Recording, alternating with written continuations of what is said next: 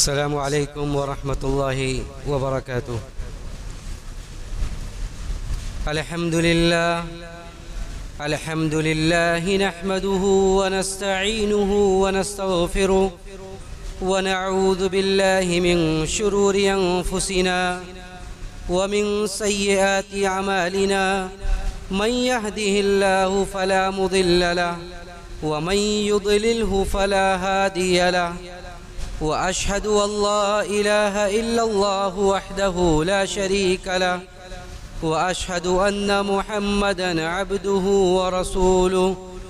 يا أيها الذين آمنوا اتقوا الله حق تقاته ولا تموتن إلا وأنتم مسلمون. يا أيها الناس اتقوا ربكم الذي خلقكم من نفس واحدة وخلق منها زوجها وبث منهما رجالا كثيرا ونساء، واتقوا الله الذي تساءلون به والأرحام، إن الله كان عليكم رقيبا. يا أيها الذين آمنوا اتقوا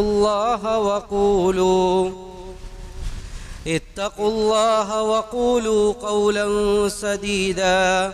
يصلح لكم أعمالكم ويغفر لكم ذنوبكم، ومن يطع الله ورسوله فقد فاز فوزا عظيما. أما بعد، فإن خير الحديث كتاب الله،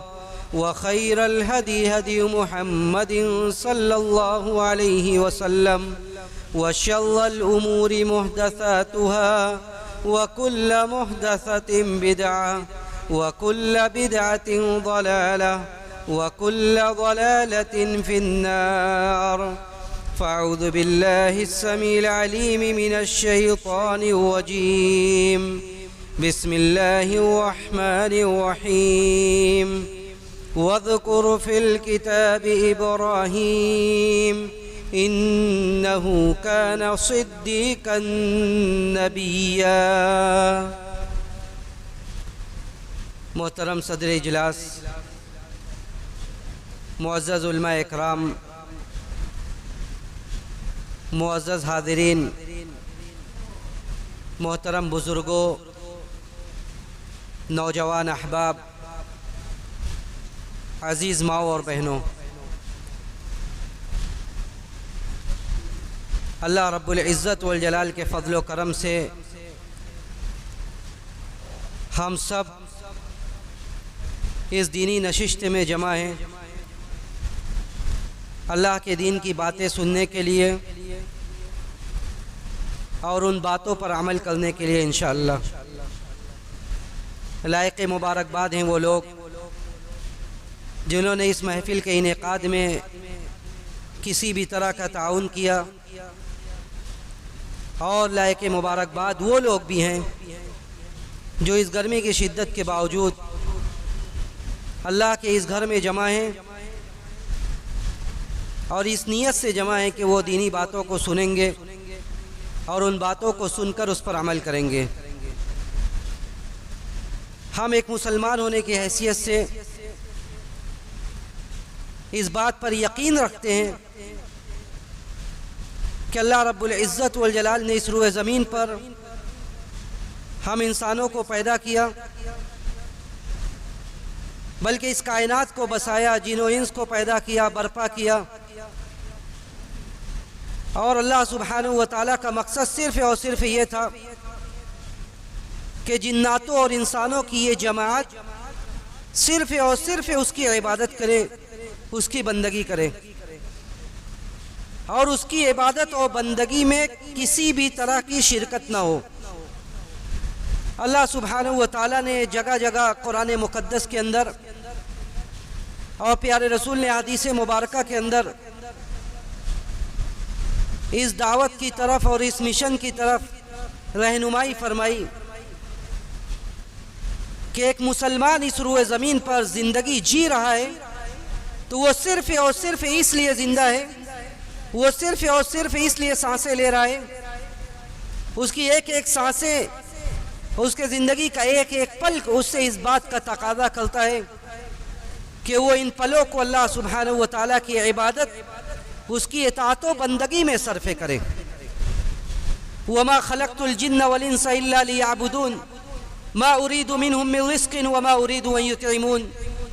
اللہ نے فرمایا کہ ہم نے جناتوں کو اور انسانوں کو صرف اور صرف اپنی عبادت کے لیے پیدا کیا ہے۔ مَا أُرِيدُ مِنْهُمْ مِنْ رِزْقٍ وَمَا أُرِيدُ أَنْ يُطْعِمُونَ۔ ہم انسانوں اور جناتوں سے کسی طرح کی روزی نہیں چاہتے، اور نہ تو ہم یہ چاہتے کہ وہ ہمیں کھلائیں، بلکہ ان اللہ هو الرزاق ذو القوة المتین، اللہ رب العزت والجلال ہی تو رزاق ہے، سارے لوگوں کو رزق دینے والا، مضبوط، وہی اسی کی ذات ہے، اس کے علاوہ اس دنیا میں کوئی مالدار نہیں ہے۔ تو یہ انسانی زندگی کا سب سے بڑا مقصد ہے، جس مقصد کو لے کر انسان اس دنیا میں آنکھیں کھولتا ہے، اور جس مقصد کے ساتھ وہ اس دنیا سے جاتا ہے کہ اس کے زندگی کا ایک ایک پل اللہ کی رضا اور اس کے رضوان کے حصول میں ہی لگے، اور اس حصول میں ہی ختم اس کی سانسیں۔ اور اللہ سبحانہ و تعالیٰ اس بات کو قطعاً پسند نہیں کرتا کہ اس کے عبادت و بندگی میں کسی کو شریک کیا جائے۔ جیسا کہ آپ نے اشتہار سے یہ بات کا علم ہوگا آپ کو اس بات کا کہ انتظامیہ کی طرف سے جو موضوع متعین کیا گیا ہے وہ موضوع عقیدہ توحید سے متعلق ہے۔ اس موضوع کا تعلق حضرت ابراہیم علیہ السلام کی سیرت اور عقیدہ توحید، کہ حضرت ابراہیم علیہ السلام کی زندگی میں ایک مسلمان، ایک موحد کے لیے کیا نمونہ ہے، عقیدہ توحید کے لیے امام الموحدین کی زندگی میں کیا اسوہ اور آئیڈیل ہے، کس طرح انہوں نے توحید کے لیے محنتیں کی، کس طرح انہوں نے توحید کے تنفیذ کے لیے، توحید کے نفاذ کے لیے، توحید کو برپا کرنے کے لیے انہوں نے کس قدر تگ و دو کی، کس قدر محنتیں کی۔ ان باتوں پر اس مختصر سے وقت میں روشنی ڈالنے کی کوشش کی جائے گی۔ دیکھیے، جیسا کہ میں نے ذکر کیا کہ اس انسان کی زندگی کا مقصد صرف اور صرف ایک اللہ کی عبادت اور اس کی بندگی ہے۔ اللہ سبحانہ و تعالیٰ یہی چاہتا ہے کہ یہ جبین نیاز اگر کہیں جھکے تو صرف اور صرف اس در پر جھکے جو اس کائنات کا مالک ہے، اس کائنات کا خالق اور مالک اور پالنہار ہے، جو مشکل کشا ہے لوگوں کا، جو حاجت روا ہے، جو لوگوں کی ضروریات کو پورا کرنے والا ہے۔ اور اس کائنات میں اگر کسی کو اس بات کا حق ہے تو وہ صرف اور صرف اللہ کی ذات کو ہے کہ ایک اس دنیا میں زندگی گزارنے والا انسان اس کے سامنے سجدہ کرے، اس کی تعظیم کرے، عبادت کے سارے قسموں کو اس کے لیے انجام دے۔ اور اسی مشن کی تکمیل کے لیے اللہ سبحانہ و تعالیٰ نے انبیاء علیہ السلام کا سلسلہ شروع کیا۔ اسی مشن کی تکمیل کے لیے اللہ سبحانہ و تعالیٰ نے کتابوں کو نازل فرمایا، اور اسی مشن کے لیے انبیاء علیہ السلام نے اپنے سگوں سے دشمنی مول لی، اور اسی مشن کے لیے انبیاء علیہ السلام نے اپنی پوری زندگی اسی میں صرف کر دی، پوری زندگی اسی میں ختم کر دی۔ ایک اللہ کی عبادت کی طرف لوگوں کو دعوت دیتے رہے۔ آپ پہلے نبی سے لے کر حضرت نوح سے لے کر آخری نبی اور آخری رسول ہمارے نبی محمد عربی صلی اللہ علیہ وسلم کے زندگی اور آپ کے حالات پر اگر آپ نظر ڈالیں تو آپ کو اس بات کا اندازہ ہوگا کہ سارے نبیوں کی دعوت کا پہلا اور آخری محور، پہلا اور آخری مقصد صرف یہ تھا کہ لوگ ایک اللہ کی عبادت کریں، ایک اللہ کے سامنے جھکیں، ایک اللہ کی عبادت میں اپنے آپ کو لگا دے، وقف کر دے، اور اسی میں اپنی زندگی پوری خرچ کر دے۔ حضرت نوح علیہ السلام اپنی قوم سے کہتے ہیں کہ یا قوم اعبدوا اللہ، اے میری قوم اللہ کی عبادت کرو، میری قوم اللہ کی عبادت کرو، اس لیے کہ اسی عبادت کے لیے تم پیدا کیے گئے ہو، اس کے علاوہ کسی اور کی عبادت کے لیے اللہ سبحانہ و تعالیٰ نے تمہیں پیدا نہیں کیا، اور نہ تو تمہیں اس بات کی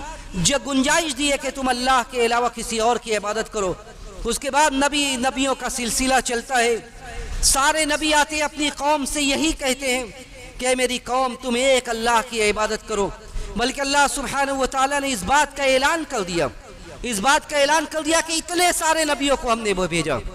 اتنے سارے نبیوں کو بھیجا۔ 1,24,000 کی یہ بات معروف و مشہور ہے، لیکن کسی صحیح سند سے، کسی صحیح حدیث سے یہ بات ثابت نہیں ہے۔ یہ الگ بات ہے کہ انبیاء کی جماعت کے بارے میں علماء کی ایک بڑی تعداد یہ کہتی ہے کہ ان کی تعداد 1,24,000 تھی، لیکن کسی صحیح حدیث سے اس کا ثبوت نہیں دیا جا سکتا۔ لیکن ہم یہ مانتے ہیں کہ انبیاء کی ایک کثیر تعداد تھی اور سارے نبی آئے، ان کا مقصد یہی تھا۔ اللہ نے فرمایا کہ وَلَقَدْ بَعَثْنَا فِي كُلِّ أُمَّةٍ رَسُولًا أَنِ اعْبُدُوا اللَّهَ وَاجْتَنِبُوا الطَّاغُوتَ، ہم نے ہر قوم میں ہم نے ہر امت میں ہم نے رسولوں کو بھیجا، اور ان کے بھیجنے کا مقصد یہ تھا کہ ان اعبدوا اللہ واجتنبوا الطاغوت، کہ لوگ ایک اللہ کی عبادت کریں اور طاغوت کی بندگی سے بچیں، جس کی بھی اللہ کے علاوہ عبادت کی جا رہی ہے، جس کی بھی اللہ کے علاوہ عبادت کی جا رہی ہے وہ سب طاغوت ہیں۔ اللہ کے علاوہ شجر و حجر، اگر کسی بھی شجر و حجر کی عبادت کی جا رہی ہے اس کو معبود بنایا جا رہا ہے، کسی ولی، پیر، فقیر، کسی کے سامنے بھی جا کر جھکا جا رہا ہے، کل ما عبید من دون اللہ فہو طاغوت، ہر وہ ذات جس کی عبادت اللہ کے علاوہ کی جائے وہ طاغوت ہے۔ وہ کیا ہے؟ وہ طاغوت ہے۔ اگر اللہ کے علاوہ کسی اور کو اللہ کی عبادت میں شریک کیا جا رہا ہے تو وہ طاغوت ہے۔ اور اللہ نے فرمایا کہ ہم نے ہر امت میں رسول کو بھیجا، ان کے بھیجنے کا مقصد یہ تھا، ان کی دعوت کا پہلا مقصد یہی تھا کہ وہ لوگوں کو ایک اللہ کی عبادت کی طرف بلائیں۔ وَمَا أَرْسَلْنَا مِن قَبْلِكَ مِن رَسُولٍ إِلَّا نُوحِي إِلَيْهِ أَنَّهُ لَا إِلَهَ إِلَّا أَنَا فَاتَّقُونِ، ہم نے جتنے بھی رسولوں کو بھیجا ان سب کے بھیجنے کا مقصد یہ تھا کہ ہم نے ان کی طرف اس بات کی وحی کی کہ اللہ کے علاوہ کوئی حقیقی معبود نہیں ہے، اللہ کے علاوہ کوئی معبود نہیں ہے۔ یہ ترجمہ غلط ہے۔ بعض لوگ کیا کہتے ہیں؟ لا الہ الا اللہ۔ بعض لوگ اس بات کو بڑے ہوش کے ساتھ آپ سنیے اور یاد رکھیے کہ بعض لوگ کیا ترجمہ کرتے ہیں؟ لا الہ الا اللہ، اللہ کے علاوہ کوئی معبود نہیں ہے۔ غلط ہے یہ ترجمہ۔ لا الہ الا اللہ نہیں ہے کوئی معبود حقیقی مگر اللہ۔ معبود تو بے شمار ہے، آج لوگوں نے بے شمار لاکھوں کی تعداد میں معبود بنا رکھا ہے۔ تو اگر آپ یہ ترجمہ کرتے ہیں کہ اللہ کے علاوہ کوئی معبود نہیں ہے، غلط ہے یہ۔ اللہ کے علاوہ کوئی حقیقی معبود نہیں ہے، اللہ کے علاوہ کوئی حقیقی معبود نہیں ہے۔ عبادت کا حق اور بندگی کا حق کسی کو ہے تو صرف اور صرف اللہ کی ذات کو ہے۔ تو اللہ نے فرمایا کہ جتنے بھی رسولوں کو ہم نے بھیجا تھا ان کے بھیجنے کے پیچھے ہم نے ان کو وحی کی تھی کہ ایک اللہ کے علاوہ کسی کی عبادت نہ کی جائے۔ تو نبیوں اور رسولوں کا یہ سلسلہ چلتا ہے اور سارے لوگ توحید کی دعوت دیتے ہیں، اس لیے کہ توحید یہ اساس ہے، توحید یہ دعوت کا لب لباب ہے، توحید یہ دعوت کا مغز ہے۔ اگر توحید نہیں یہ اصل پونجی ہے۔ اگر ایک انسان اس دنیا میں رہتے ہوئے اپنے توحید کو، عقیدہ توحید کو ضائع کر دیتا ہے تو اس کی ساری دولت، سارا اثاثہ، سارا مال و متاع سب ضائع ہے، سب برباد ہے۔ توحید یہ سب سے قیمتی اثاثہ ہے، توحید یہ سب سے قیمتی دولت ہے۔ اگر انسان اس دنیا میں توحید کو ضائع کر دیتا ہے، اپنے عقیدے پر کمپرومائز اور سمجھوتا کر لیتا ہے تو اس سے بڑا خائب و خاسر، اس سے بڑا ناکام و نامراد کوئی نہیں ہے۔ اس لیے کہ توحید کے لیے انبیاء علیہ السلام نے کیا کیا، توحید کے لیے انبیاء کی جماعت نے کیا کیا، توحید کے لیے صحابہ کرام نے کیا کیا قربانیاں دی۔ اور آج توحید کو سب سے ہلکا اور سب سے زیادہ سمجھوتا کرنے والی چیز سمجھ لیا جائے کہ یہ توحید کا مسئلہ ہے، یہ عقیدے کا مسئلہ ہے، صحیح ہو جائے گا۔ عقیدے ہی کا تو جو مسئلہ ہے جو صحیح نہیں ہو رہا ہے، جو فروعی مسائل ہیں وہ تو صحیح ہو سکتا ہے، لیکن عقیدہ توحید میں اگر لوچ آ جائے تو وہ اللہ کے ہاں وہ کبھی معاف نہیں ہو سکتا۔ سارے انبیاء نے اسی بات کی دعوت دی۔ اور اسی لیے اگر ایک کلمہ آپ پڑھ لیں تو اس کلمے کی فضیلت کا آپ نے اندازہ کیا ہے کہ اگر توحید کا کلمہ آپ پڑھ لیتے تو اس کی فضیلت کیا ہے؟ آپ دن میں 100 مرتبہ لا الہ الا اللہ کا ورد کریے، لا الہ الا اللہ کا ورد پڑھیے، لا الہ الا اللہ وحدہ لا شریک لہ، لہ الملک و لہ الحمد وہو علی کل شیء قدیر۔ پیارے رسول نے سکھلایا ہے، صحیح بخاری کی روایت ہے۔ آپ نے کہا کہ جو آدمی دن میں 100 مرتبہ یہ کلمہ پڑھتا ہے تو کوئی آدمی اس سے افضل عمل کر ہی نہیں سکتا سوائے اس کے جو اس سے زیادہ، جو 100 سے زیادہ اس کلمے کو پڑھے۔ ابھی ذی الحجہ کا یہ مبارک عشرہ چل رہا ہے، ابھی لوگ میدان عرفات میں جمع ہوں گے 9 ذی الحجہ کو۔ آپ کو پتہ ہے کہ میدان عرفات کی سب سے افضل دعا کیا پیارے رسول نے بتلائی؟ اور کیا آپ نے غور کیا کہ اس دعا میں ایسا کیا ہے کہ اس دعا کو سب سے افضل دعا قرار دیا گیا؟ پیارے رسول نے کہا کہ خیر الدعاء دعا یوم عرفہ وخیر ما قلت انا والنبیون من قبلی لا الہ الا اللہ وحدہ لا شریک له له الملک وله الحمد وهو على كل شيء قدیر، کہ سب سے افضل دعا عرفہ کے دن کی دعا ہے، سب سے افضل دعا یہ عرفہ کے دن کی دعا ہے، اور سب سے افضل دعا جو میں نے اور جو مجھ سے پہلے کے نبیوں نے مانگی وہ یہ دعا تھی۔ وہ کون سی دعا تھی؟ وہ یہ دعا تھی، لا الہ الا اللہ وحدہ لا شریک لہ لہ الملک وله الحمد وهو على كل شيء قدیر۔ نہیں ہے کوئی معبود حقیقی مگر اللہ، لہ الملک ولہ الحمد، اس کے لیے ہر طرح کی بادشاہت ہے، ہر طرح کی تعریف ہے، ہر طرح کی بڑائی اور کبریائی صرف اور صرف اللہ کی ذات کے لیے۔ یہ کلمہ ایسا ہے کہ یہ کلمہ میدان عرفات کا سب سے افضل، سب سے عرفہ اور سب سے اعظم کلمہ بن گیا۔ اور پیارے رسول نے کہا کہ عرفات کے دن میں میدان عرفات میں حاجیوں کی سب سے افضل دعا یہی دعا ہے۔ حالانکہ اس دعا میں کوئی مراد، کوئی فریاد بندہ اللہ کے سامنے نہیں رکھ رہا ہے، لیکن اللہ کا جو سب سے بڑا حق ہے اس حق کا بندہ اللہ کے سامنے اقرار کر رہا ہے، اس حق کا بندہ اللہ کے سامنے اقرار کر رہا ہے۔ یہ کلمہ توحید کی فضیلت ہے کہ اس کے لیے اللہ نے کہا کہ سب سے افضل دعا عرفات کے دن کی یہ دعا ہے کہ بندہ اللہ کے سامنے کلمہ توحید کا اقرار کرتا ہے۔ کلمہ توحید تو وہ ہے کہ اگر آپ نے توحید والوں سے، موحدین سے دوستی کی، موحدین سے آپ نے تعلقات کو قائم کیا، توحید والوں سے آپ نے رشتے بنایا، اور اس کے بعد آپ کے وفات کے بعد 40 موحدین نے آپ کے جنازے میں شرکت کی، تو آپ کی مغفرت کا پروانہ مل گیا آپ کو۔ اگر 40 موحدین نے، 40 ان لوگوں نے جن لوگوں نے اللہ کے ذات کے ساتھ، اس کے صفات کے ساتھ، اس کی عبادت میں شرک نہیں کیا ہے،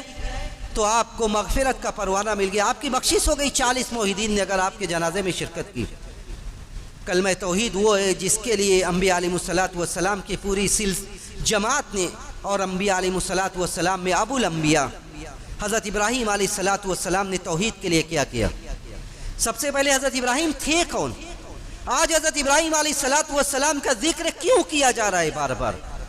آپ نے ایک دو جمعے پہلے سے حضرت ابراہیم علیہ السلام کا بار بار آپ تذکرہ سن رہے کہ ابراہیم وہ تھے،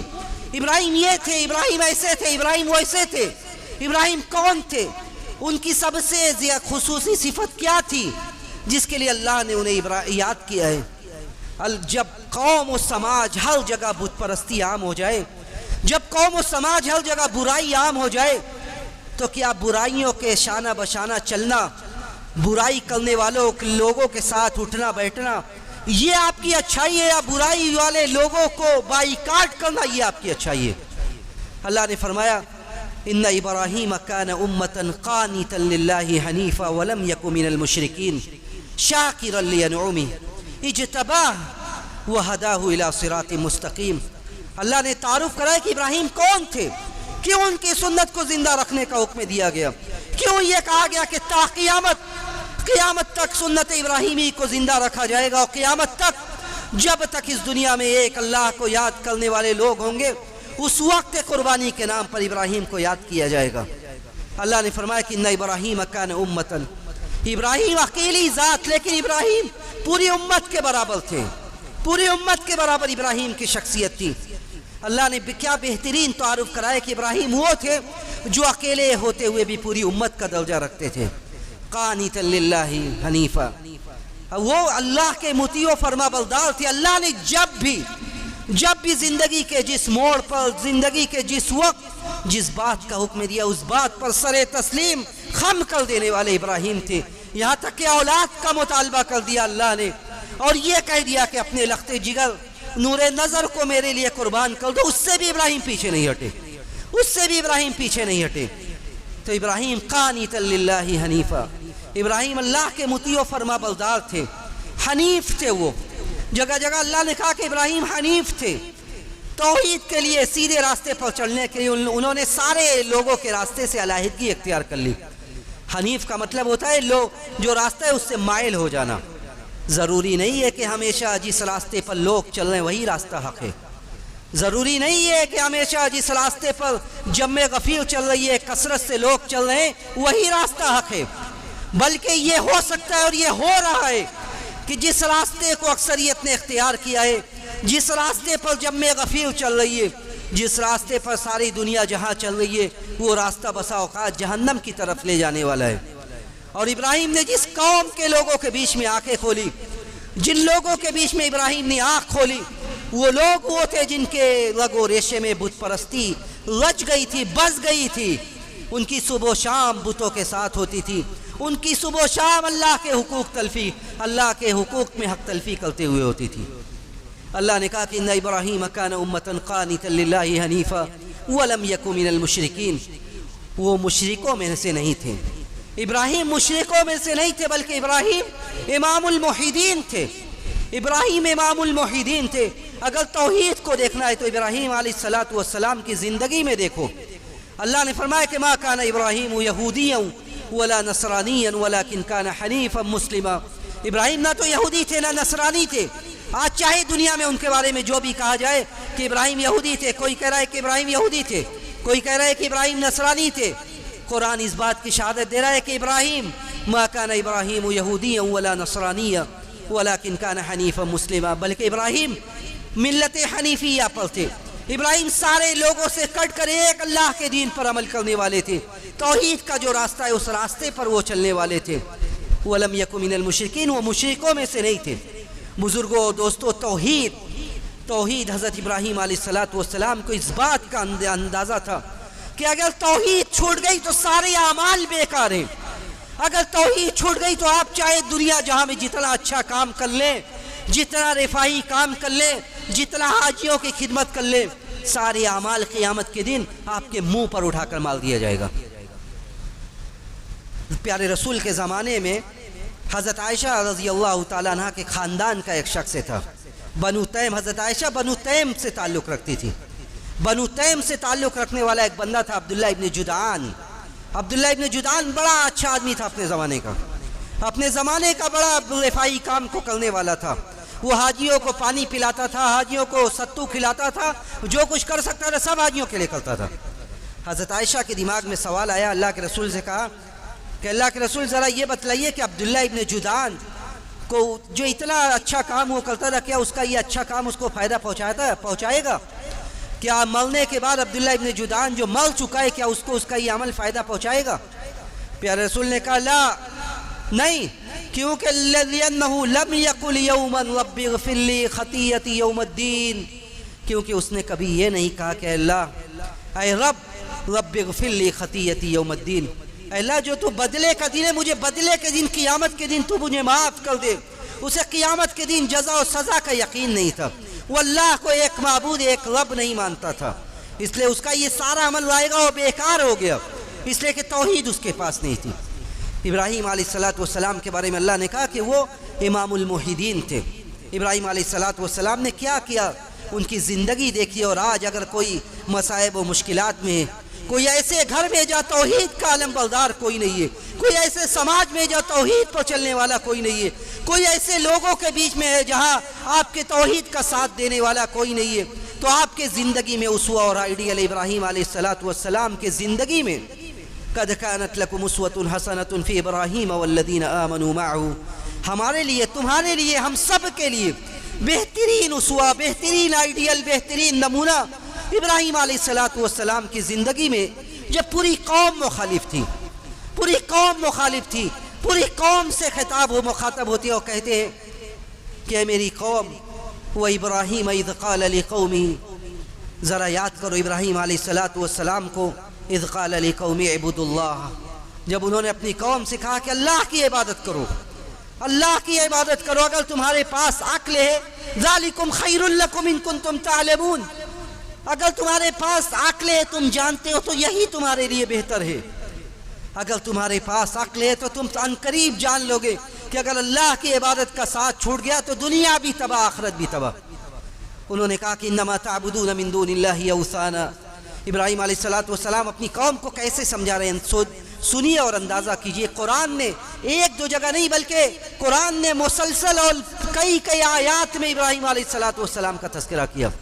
ابراہیم علیہ السلام اپنی قوم سے کہتے ہیں کہ انما تعبدون من دون اللہ اوثانا وتخلقون افکا، اے میری قوم تم کس کی عبادت کرتے ہو؟ اے میری قوم تم بتوں کو بناتے ہو، تم بتوں کو گڑھتے ہو، اپنے مطلب کی باتیں ایجاد کرتے ہو، وہ تخلقون افکا، جھوٹ گڑھتے ہو۔ جھوٹ گڑتے ہو، اپنے مطلب کی باتیں بناتے ہو، جو بات حق نہیں ہے اس بات کو حق باور کراتے ہو۔ اس کے بعد ابراہیم علیہ السلام نے عقلی اور منطقی دلیل دی۔ لوگ دوسرے کے دروں پر آج کیوں جھکتے ہیں؟ آج لوگ دوسرے کے دروں پر کیوں جھکتے ہیں؟ ان کا کہیں نہ کہیں یہ عقیدہ ہے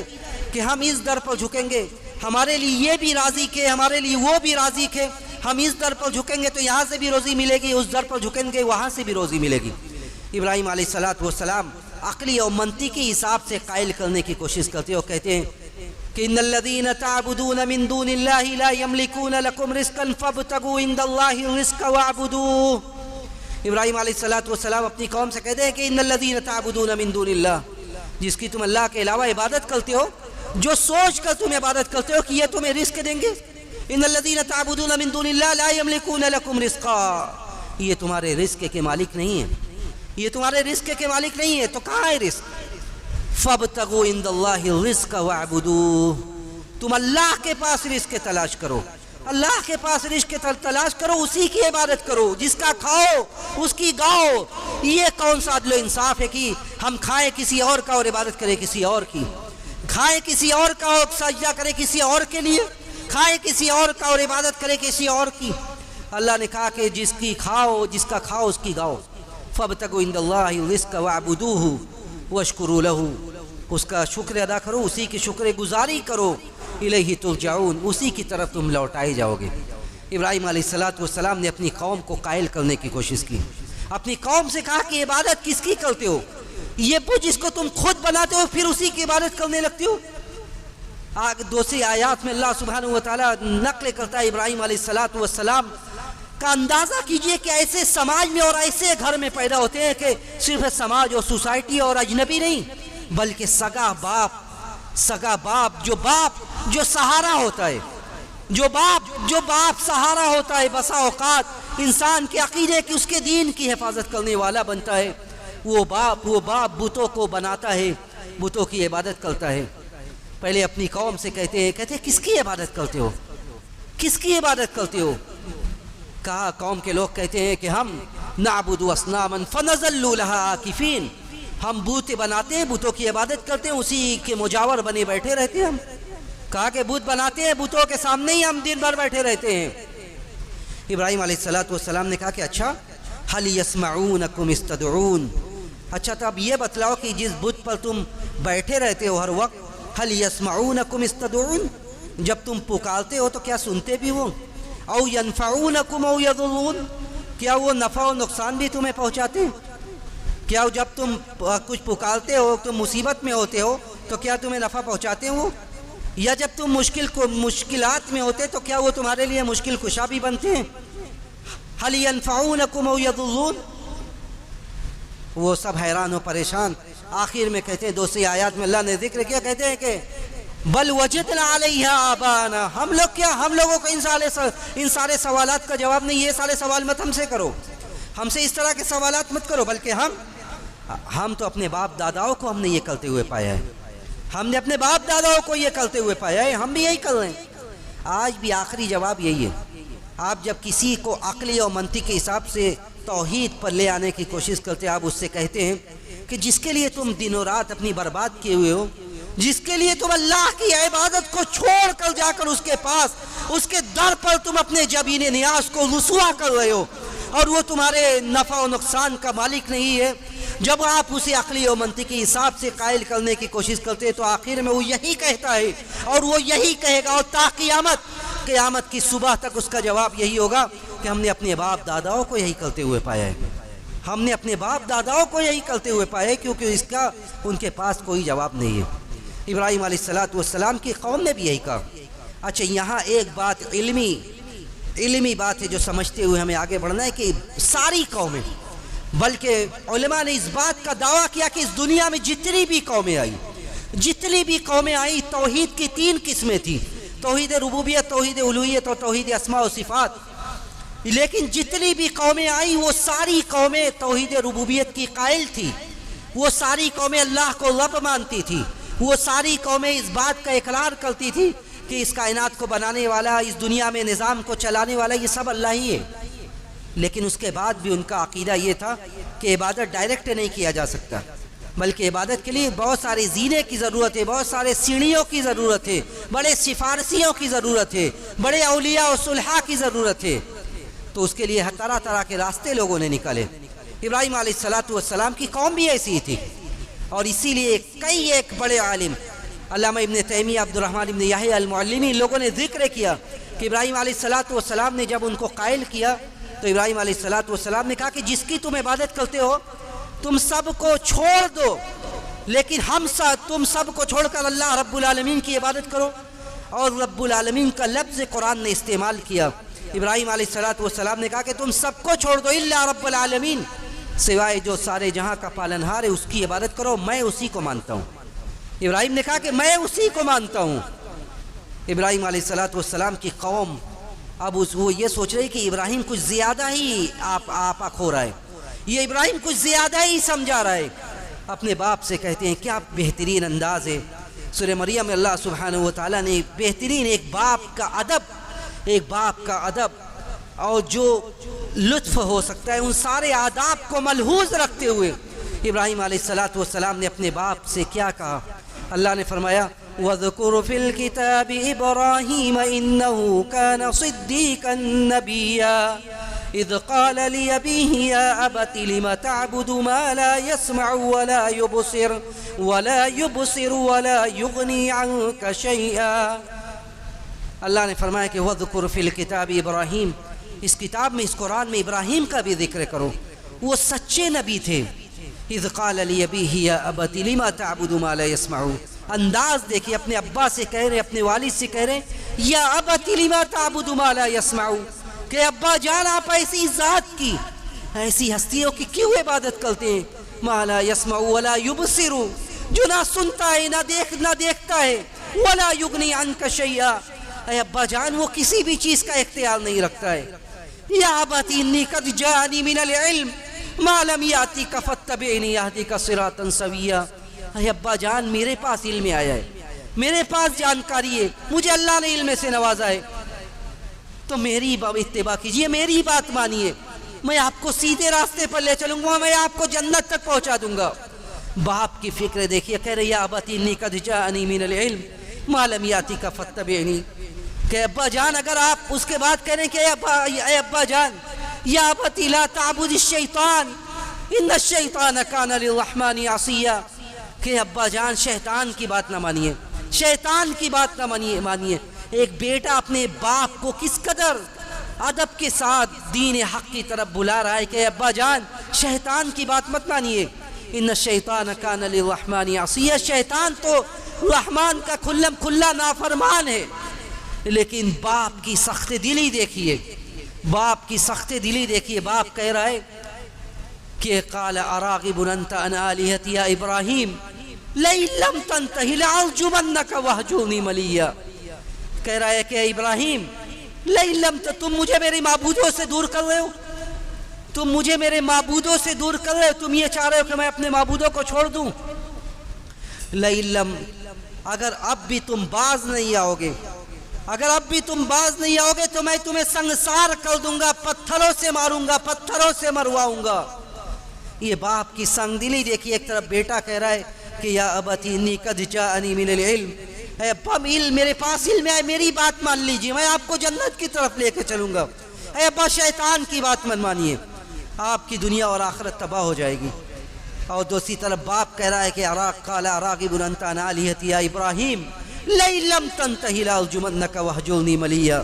جب ابراہیم علیہ السلام دیکھ لیتے کہ یہ باپ بات نہیں سننے والا ہے، کہتے ہیں قال سلام علیک ساستغفر لک ربی انہ کان بی حفیا واعتزلکم وما تدعون من دون اللہ وادعو ربی عسى الا اکون بدعاء ربی شقیا۔ ابراہیم علیہ السلام کہتے ہیں کہ سلام علیک، سلامتی ہو تمہارے اوپر۔ باپ سے ایسے وقت میں سلامتی کی دعا کرتے ہوئے رخصت ہو رہے ہیں، کہتے سلام علیک ساستغفر لک ربی انہ کان بی حفیا، میرا رب، میں اپنے رب سے تمہارے لیے دعائیں کروں گا۔ کہتے کہ میں اپنے رب سے تمہارے لیے دعائیں کروں گا، جب تک اللہ نے روک نہیں دیا اس وقت تک اپنے باپ، مشرک باپ کے لیے دعائیں کرتے رہے۔ کہا کہ انہ کان بی حفیہ، میرا رب میرے اوپر بڑا مہربان ہے، میں اپنے رب سے کہوں گا کہ اللہ آپ کو معاف کر دے۔ یہ بیٹا، یہ بیٹے کا ادب ہے، اور یہ باپ ہے جو باپ جان کے پیچھے پڑا ہوا ہے۔ اس کے بعد ابراہیم علیہ السلام سب طرح سے سمجھاتے ہیں، جو جن معبودوں کے وہ پوچھتے ہیں ان معبودوں کو جا کر توڑ دیتے ہیں، کہتے ہیں جن معبودوں کے عبادت تم کرتے ہو، جن معبودوں کے بارے میں تمہارا یہ زعم ہے، یہ گمان ہے کہ یہ معبود تمہارے نفع و نقصان کے مالک ہے، کیونکہ توحید یہ کہ ہم ایسے ذات کے سامنے اب سجدہ کریں، ایسی ذات کے سامنے اپنے جبین نیاز کو خم کریں جو مشکلات میں ہمارا سہارا بنے، جو ہمارا حاجت روا ہو، جو ہمارا مشکل کشا ہو، جو ہم آزمائشوں کے وقت ہمارے لیے سہارا بنے، جو مشکلات کے وقت ہمارے مشکلات کو دور کرنے والا بنے۔ ابراہیم علیہ السلام جاتے ہیں اور جا کر معبودان کو توڑ دیتے ہیں، ایک کو چھوڑ کر، جو بڑا والا ہوتا ہے بڑے والے کو چھوڑ کر سب کو توڑ دیتے ہیں۔ اس کے بعد لوگوں میں گہما گہمی مچ جاتی ہے کہ یہ ہمارے معبودوں کے ساتھ اتنا غلط کام کس نے کر دیا؟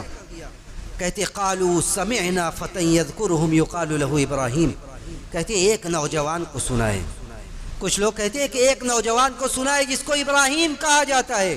فاتوا به على اعین الناس، لوگ کہتے ہیں کہ لے آؤ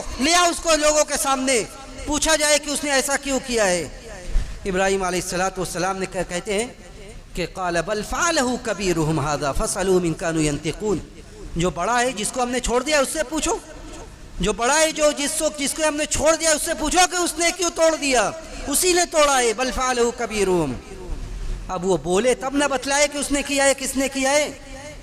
ابراہیم علیہ السلام پھر قائل کرنے کی کوشش کرتے ہیں کہ یہ وقت کا ضیاء ہے جس کے سامنے تم جھکتے ہو، یہ نفع و نقصان کے مالک نہیں ہے۔ اس کے بعد قوم کے لوگ کہتے ہیں کہ توحید کے لیے ابراہیم علیہ السلام کی قربانیاں دیکھیے، اسی پر بس نہیں بلکہ کہتے ہیں کہ اب اسے اٹھا کر آگ کے حوالے کر دو، یہ سدھرنے کا نام نہیں لے رہا ہے، یہ سدھرنے کا نام نہیں لے رہا ہے۔ قالوا حرقوه وانصروا آلهتكم، آگ جلاؤ، ایسی آگ جس آگ کی نہ تو ماضی میں کوئی مثال تھی نہ مستقبل میں کوئی مثال ملنے والی، ایسی آگ جلاؤ اور اس آگ کے حوالے ابراہیم کو کر دو، اور جس آگ میں ہر فاسق و فاجر اور ہر مجرم نے اس آگ کو دہکانے میں اور اس آگ کو بھڑکانے میں حصہ لیا۔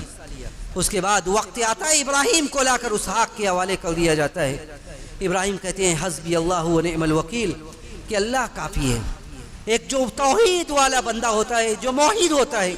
وہ ایسے مشکل وقت میں جب ایک طرف آگ ہے، دہکتی ہوئی آگ ہے، اور دوسری طرف پوری قوم ہے، پوری جماعت ہے جو آپ کے جان کے پیچھے پڑی ہوئی ہے، زبان سے نکلتا ہے یہی جملہ جو امام الانبیاء ہیں۔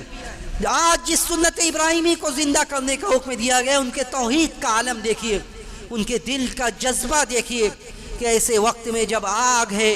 جب آگ کے حوالے کرنے کے لیے پوری قوم ہے، جہاں نجات کا کوئی راستہ نہیں نظر آ رہا ہے، اس وقت ان کی زبان سے نکلتا ہے کہ حسبی اللہ لا الہ الا ہو، حسبنا اللہ و نعم الوکیل، کہ میرا کارساز، میرا مولا، میرا اللہ ہے، میرا مولا، میرا اللہ ہے، وہی کام بنانے والا ہوتا ہے۔ اللہ سبحانہ و تعالی کہتا ہے قلنا یا نار کونی بردا و سلاما علی ابراہیم، اللہ کہتا ہے کہ ہم نے کہا کہ اے آگ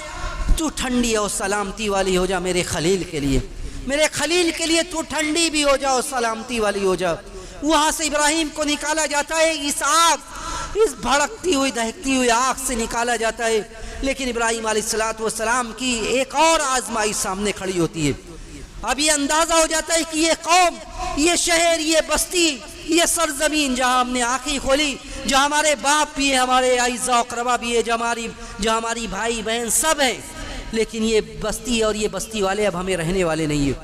اور اس دنیا میں سب سے پہلے اللہ کے دین کے لیے ہجرت کرنے والے بنتے ہیں، اور سرزمین عراق کو چھوڑ کر وہ نکل جاتے ہیں۔ سرزمین عراق کو چھوڑ کر حضرت ابراہیم علیہ السلام نکل جاتے ہیں، اور اس کے بعد شام جاتے ہیں۔ شام میں بہت کچھ ہوتا ہے توحید کے لیے ہر جگہ محنتیں کرتے ہیں، اور اللہ سبحانہ و تعالیٰ طرح طرح سے انہیں آزماتا ہے، طرح طرح کی آزمائشوں میں گرفتار کرتا ہے، اور یہ گواہی دے دیتا ہے، قرآن نے اس بات کو ذکر کیا جو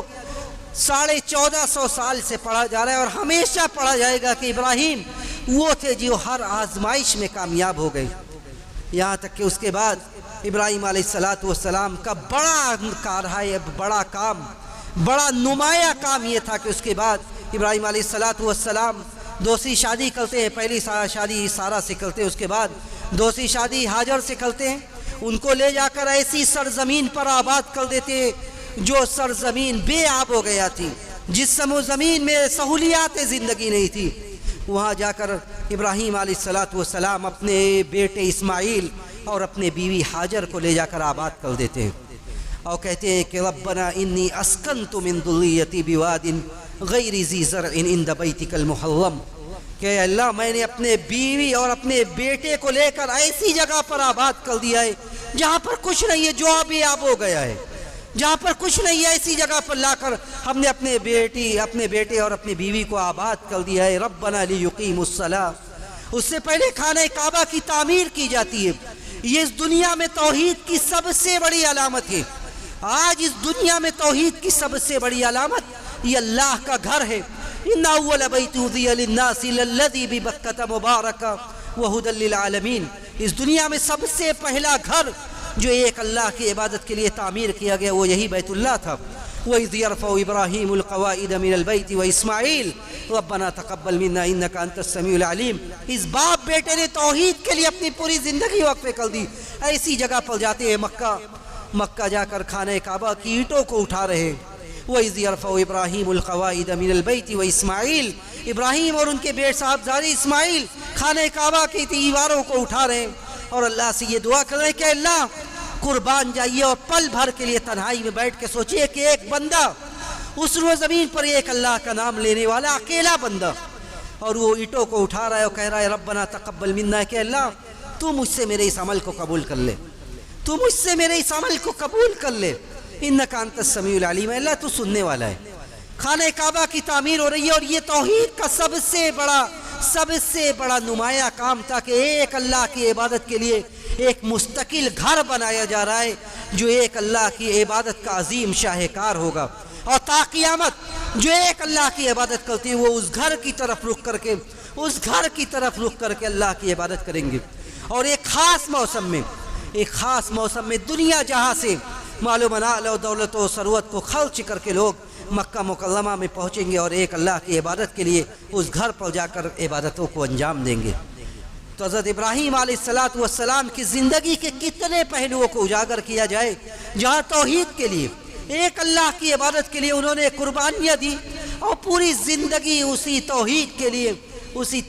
لیے انہوں نے وقف کر دی، اور اللہ نے کہا کہ ہم نے جتنی آزمائشوں میں انہیں گرفتار کیا، اپنی قوم کو چھوڑا، اپنے باپ کو چھوڑا، اپنے وطن کو چھوڑا، اور ایک اللہ کی عبادت کے لیے ایسی جگہ پر جا کر اللہ کے گھر کو بنایا، گھر کو آباد کیا۔ اس کے لیے اللہ کے سامنے ہاتھ اٹھایا اور کہا کہ اللہ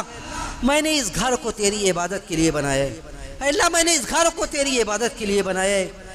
تو لوگوں کے دلوں میں فجعل افئدۃ من الناس تہوی الیہم، اے اللہ تو لوگوں کے دلوں میں اس گھر کی تڑپ پیدا کر دے، تو لوگوں کے دلوں میں اس گھر سے محبت پیدا کر دے۔ آج لاکھوں خرچ کر کے لوگ پریشانی، مصائب و مشکلات کو برداشت کر کے مکہ مکرمہ میں جمع ہو رہے ہیں جہاں صرف ایک اللہ کی عبادت کا تلبیہ پکار رہے ہیں۔ یہ برکت ابراہیم کے کلمے کی کہ آج مکہ مکرمہ میں اگر کوئی صدا سنائی دے رہی ہے، آج پورے سرزمین مکہ پر کوئی آواز سنائی دے رہی ہے تو وہ صرف یہی آواز ہے، لبیک اللہم لبیک لبیک لا شریک لک لبیک ان الحمد والنعمت لک والملک، کہ اللہ ہم حاضر ہیں تیرے دربار میں، تیرے گھر میں ہم حاضر ہیں، تیری خوشنودی کے لیے، تیری بادشاہت کا اقرار کرتے ہوئے ہم حاضر ہیں۔ ہر طرح کی بادشاہت، ہر طرح کی بڑائی، ہر طرح کی کبریائی صرف تیرے لیے۔ پورے حج کے سارے شاعر کو، سارے کام کو ابراہیم علیہ السلام نے شروع کیا، اور آج ان کی برکت ہے کہ مزدلفہ ہو، عرفات ہو، مینا ہو، ہر جگہ لوگ تلبیہ کے کلمات کو بلند کر رہے ہیں، ہر جگہ لوگ اللہ اکبر لا الہ الا اللہ کی صدا بلند کر رہے ہیں۔ یہ برکت ابراہیم کی، یہ برکت ہے ہمارے اور آپ سب کے ابو الانبیاء ابراہیم علیہ السلام کی۔ ہماری یہ ذمہ داری ہے کہ ہم ابراہیم علیہ السلام کی سنت میں، آپ کی زندگی میں غور کریں اور جب توحید آج اجنبی بن گئی ہے، آج توحید پر عمل کرنا یہ غربت میں ہو گیا ہے،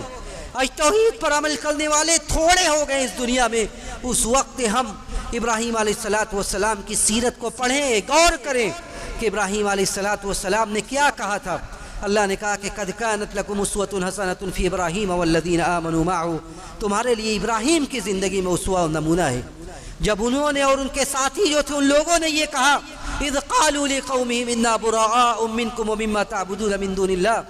جب موقع پڑ جائے، اگر توحید کا ایسا وقت آ جائے کہ توحید کے لیے رشتہ بنانا پڑے اور توحید کے لیے رشتہ توڑنا پڑے تو توحید کے لیے سب کچھ قربان کر دینا، یہی ایک مسلمان کی اور ایک موحد کی پہچان ہے۔ ابراہیم اور ان کی قوم کے لوگوں نے کہا، جو صحیح دین پر تھے، صحیح منہج پر تھے، ان لوگوں نے کہا کہ انا براء منکم ومما تعبدون من دون اللہ، کہ ہم تم سے اور اللہ کے علاوہ جس کی تم عبادت کرتے ہو سب سے ہم برات کا اظہار کرتے ہیں، تم سے اور اللہ کے علاوہ جس کی بھی تم عبادت کرتے ہو سب سے ہم برات کا اظہار کرتے ہیں۔ تو ابراہیم علیہ السلام نے بہت کچھ سکھلایا، خاص طور سے توحید کے لیے، ایک اللہ کی عبادت کے لیے انہوں نے یہ چیز جتنی قربانیاں دی اور زندگی کے جن جن اوقات میں انہوں نے عمل کر کے سکھلایا، کر کے بتلایا، ان ساری چیزوں کو ہمیں اپنے زندگی میں نافذ کرنے کی ضرورت ہے۔ ہم اللہ سبحانہ و تعالیٰ سے یہی دعا کرتے ہیں کہ رب العالمین ہمیں پکا سچا موحد بنا دے، رب العالمین ہم نے جو باتیں سنی اس پر ہمیں عمل کرنے والا بنا دے، بار الہ ہمارے توحید کو پختہ کر دے، ہمارے عقیدے کو مضبوط کر دے، ہمارے منہج کو صحیح کر دے، منہج کو پختہ کر دے۔ رب العالمین کلمہ توحید کے ساتھ ہمارا بار الہ جب اس دنیا سے ہمارا جانا ہو تو اس بات کی ہمیں توفیق دے کہ ہمارا آخری کلمہ توحید ہو۔ ربنا تقبل منا انك انت السميع العليم وتب علينا انك انت التواب الرحيم واخر دعوانا ان الحمد لله رب العالمين والسلام عليكم ورحمة الله وبركاته۔